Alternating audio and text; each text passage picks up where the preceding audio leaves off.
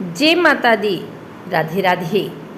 आइए सुनते हैं आखातीर या अक्षय तृतीया व्रत कथा, पूजन विधि एवं महत्व।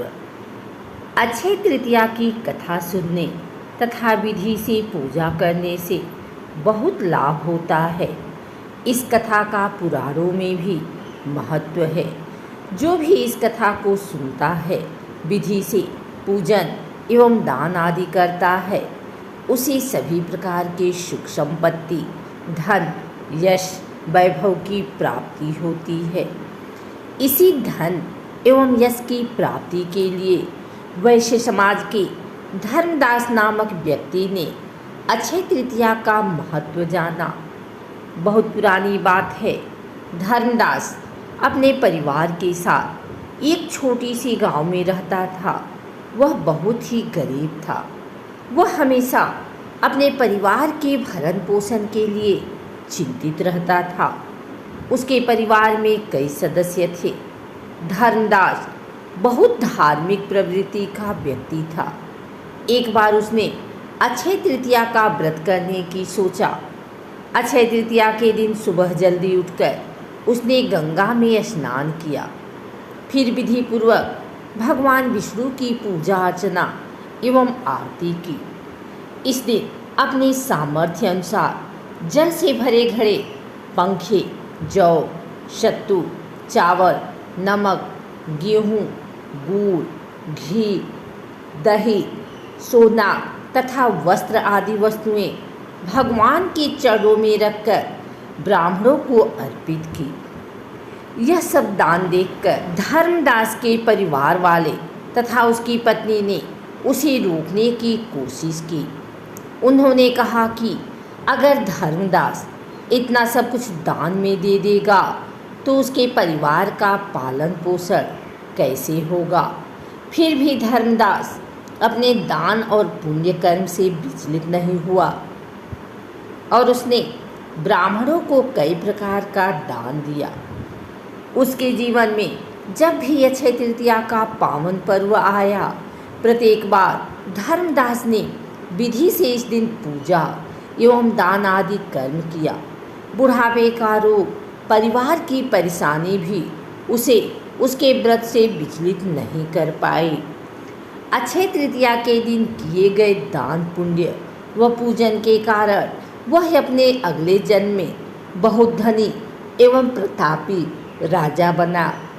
वह इतना धनी और प्रतापी राजा था कि त्रिदेव तक उसके दरबार में अक्षय तृतीया के दिन ब्राह्मण का वेश धारण करके उसके महायज्ञ में शामिल होते थे। उनके राज्य में सभी प्रकार का सुख, धन, सोना, हीरे जवाहरात, संपत्ति की किसी भी प्रकार से कमी नहीं थी। उनके राज्य में प्रजा बहुत सुखी थी।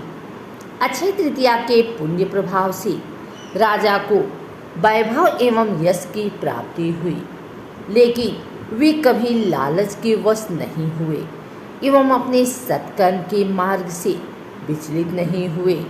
उन्हें उनके अक्षय तृतीया का पुण्य सदा मिलता रहा। अपनी श्रद्धा और भक्ति का उसे कभी घमंड नहीं हुआ। वह प्रतापी राजा महान एवं वैभवशाली होने के बावजूद भी धर्म मार्ग से कभी विचलित नहीं हुआ। माना जाता है कि यही राजा आगे के जन्मों में भारत के प्रसिद्ध सम्राट चंद्रगुप्त के रूप में पैदा हुए थे। जैसे भगवान ने धर्मराज पर अपनी कृपा की, वैसे ही जो भी व्यक्ति इस अक्षय तृतीया की कथा का महत्व सुनता है और विधि विधान से पूजा एवं दान आदि करता है, उसे अक्षय पुण्य एवं यश की प्राप्ति होती है। आइए सुनते हैं अक्षय तृतीया पूजन विधि एवं महत्व। अक्षय तृतीया को आखातीज भी कहा जाता है। शास्त्रों के मुताबिक इस दिन से सतयुग और त्रेता युग का आरंभ माना जाता है। इस दिन किया हुआ तप, दान अक्षय फलदायक होता है, इसलिए इसे अक्षय तृतीया कहते हैं। यदि यह व्रत सोमवार तथा रोहिणी नक्षत्र में पड़ता है तो महाफलदायक माना जाता है। इस दिन प्रातःकाल पंखा, चावल, नमक, घी, चीनी, सब्जी, फल, इमली, वस्त्र के दान का बहुत महत्व माना जाता है। अक्षय तृतीया के दिन ब्रह्म मुहूर्त में उठकर गंगा स्नान करने के बाद भगवान विष्णु की शांत चित्त होकर विधि विधान से पूजा करने का प्रावधान है। नैवेद्य में जौ या गेहूं का सत्तू, ककड़ी और चने की दाल अर्पित की जाती है।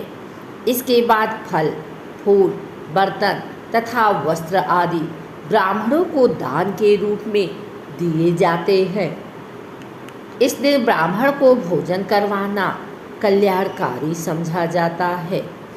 इस दिन लक्ष्मी नारायण की पूजा सफ़ेद कमल अथवा सफ़ेद गुलाब या पीले गुलाब से करना चाहिए। इस दिन श्री बद्रीनारायण जी के पट खुलते हैं।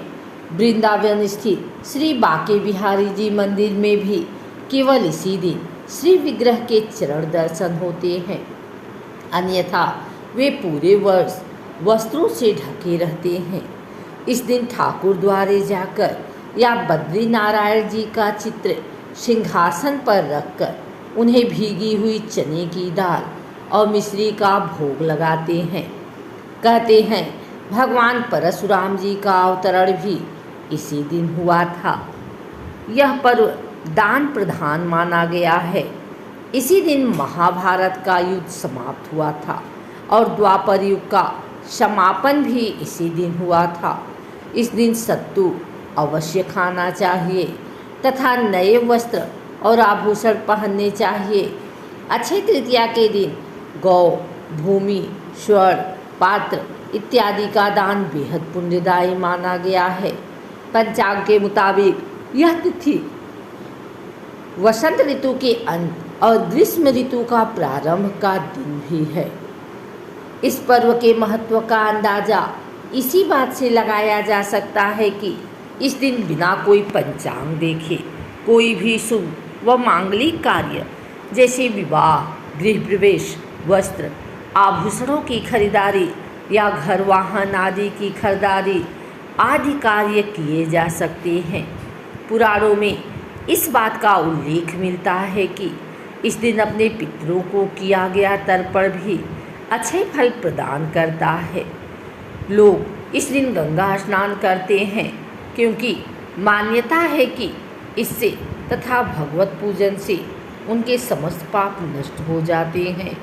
पुरानी मान्यता यह भी है कि इस दिन यदि अपनी गलतियों के लिए भगवान से क्षमा मांगी जाए तो वह माफ़ कर देते हैं।